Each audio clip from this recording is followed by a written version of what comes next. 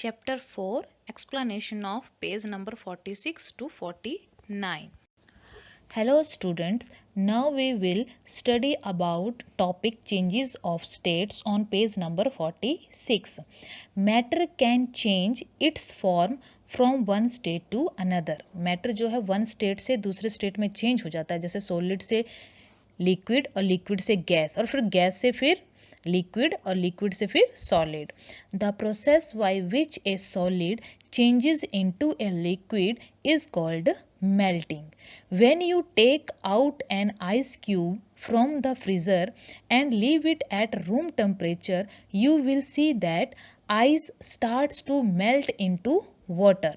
आप कुछ ice cube bowl में लेते हो और उसको रूम टेम्परेचर में रख देते हो. रूम टेम्परेचर मीन्स बाहर रूम में टेबल के ऊपर रख देते हो तो क्या होता है, आइस जो है मेल्ट होना शुरू हो जाती है और किस में चेंज हो जाती है, वाटर में. ओके क्योंकि रूम टेम्परेचर जो होता है वो फ्रिज के कंपैरिजन से ज़्यादा होता है, हाई होता है. ओके बोलते हैं when this water is heated further, जो पानी मेल्ट हो, बर्फ जो मेल्ट हो जाती है, जो पानी बन जाता है, बोलते हैं when this water is heated, आप जब इस पानी को गर्म करोगे, water starts to changing into water vapour. Okay when water start boiling then water vapor rise. Okay means water जो है वाटर वेपर में चेंज हो जाता है. when this water is heated, heating के बाद वाटर जो है वाटर वेपर में चेंज हो जाता है, then this process is called evaporation.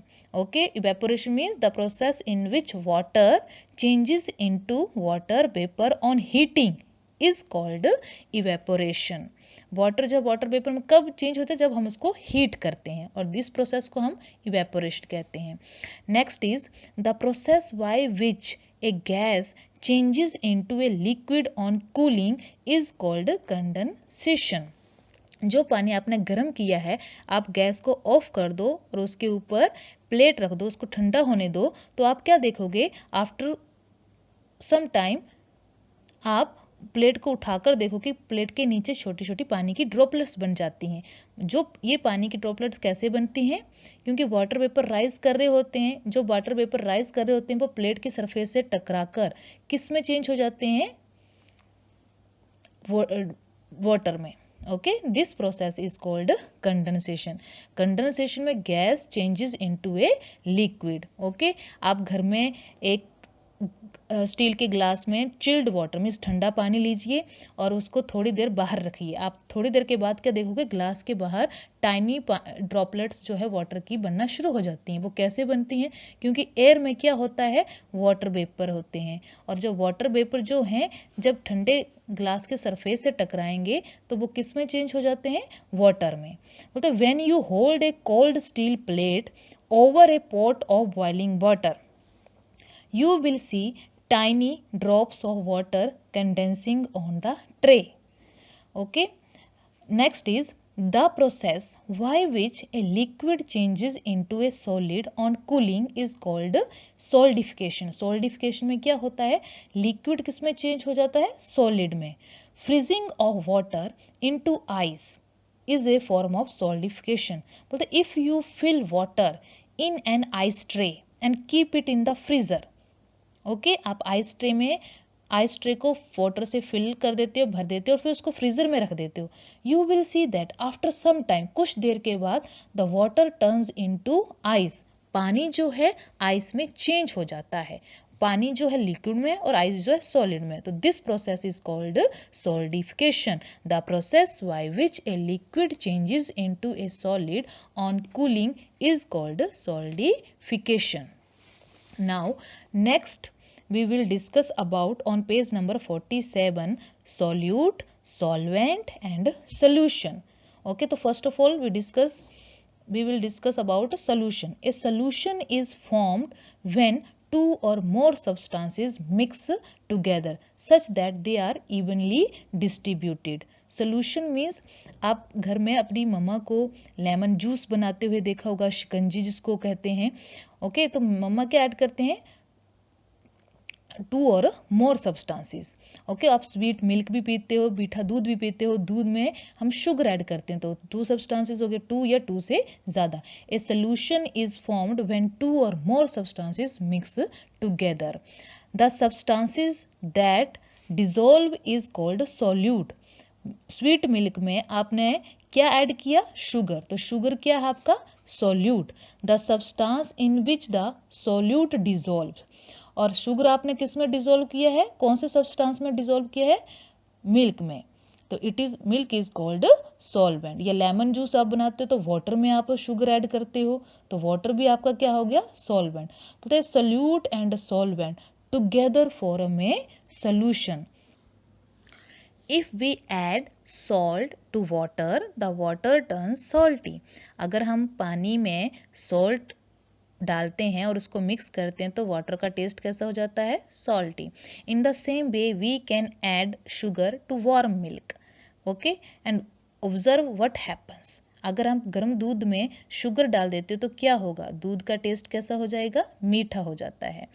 तो ये भी क्या बन गया आपका? स्वीट मिल्क, मीठा दूध क्या है? सोल्यूशन, क्योंकि आपने 2 सब्सटेंस ऐड किए हैं. और सॉल्टी वाटर भी क्या है? ये भी आपका सोल्यूशन है.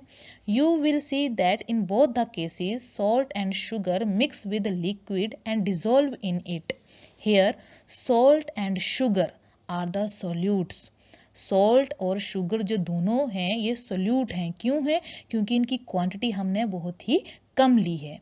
Water and milk are the solvents. Water जो है और मिल्क जो है वो सॉल्वेंट है. क्यों सॉल्वेंट है? क्योंकि सॉल्वेंट की क्वांटिटी जो है ज़्यादा होती है. घर पे आप दूध पीते हो, मिल्क लेते हो तो मिल्क ज़्यादा होता है या शुगर ज़्यादा होता है? मिल्क ज़्यादा होता है. तो मिल्क क्या है आपका? सॉल्वेंट. इसकी क्वांटिटी कम होती है शुगर, तो शुगर क्या है आपका? Solute. And the salty water and the sweet milk are solution. Here salt and sugar are the solutes, water and milk are the solvents, and the salty water and sweet milk are solutions. Solute plus solvent is equal to solution. Sugar plus milk is equal to sweet milk. Salt plus water is equal to salty water. Okay, you also do this activity at home in front of your mother. Now next topic on page number 48, separation of substances. There are 2 kinds of substances, soluble and insoluble.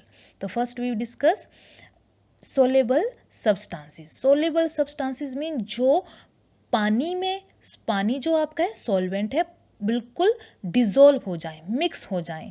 Soluble substances are those substances that dissolve completely in a solvent. Solvent means water, to form a solution. Example, salt and sugar are soluble in water.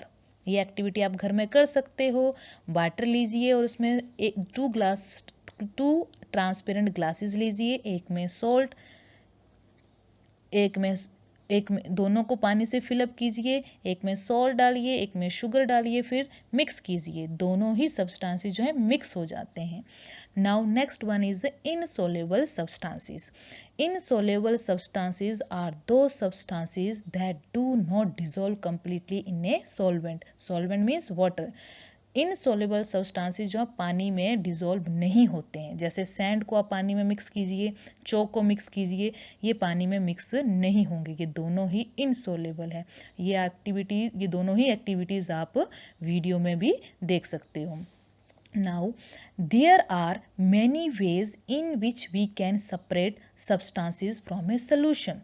Soluble substances can be separated by heating the solution. अब soluble substances को आप कैसे separate करोगे? Water में जब आप sugar add करते हो तो शुगर तो कम्प्लीटली डिसॉल्व हो जाती है, पर आप कैसे उसको सेपरेट कर सकते हो? कौन सा मेथड है? तो heating method. For example, salt can be separated from the salt solution by heating the salt solution. Water evaporates on heating and salt particles are left behind. Okay, salt can be separated from salt solution. Means salty solution को आप container में लेंगे, उसको heat करेंगे तो क्या होगा? जो उसमें पानी होगा वो वाटर वेपर बनकर राइज कर जाएंगे और नीचे जो पार्टिकल्स रह जाएंगे वो सॉल्ट के होंगे.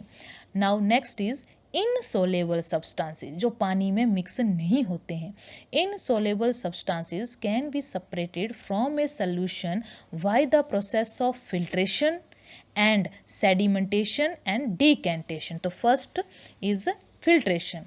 In filtration, filtration, filtration, a solution containing insoluble substance is passed through a filter paper. Filter paper एक स्पेशल पेपर होता है, उसमें टाइनी होल्स होते हैं जो हमें दिखाई नहीं देते हैं. ये आपके कॉपी के पेपर की तरह नहीं होता है. ओके, ये केवल लिक्विड को ही पास होने देता है. Okay, on doing so the liquid passes through the filter paper while the insoluble substances gets retained means hold on the filter paper.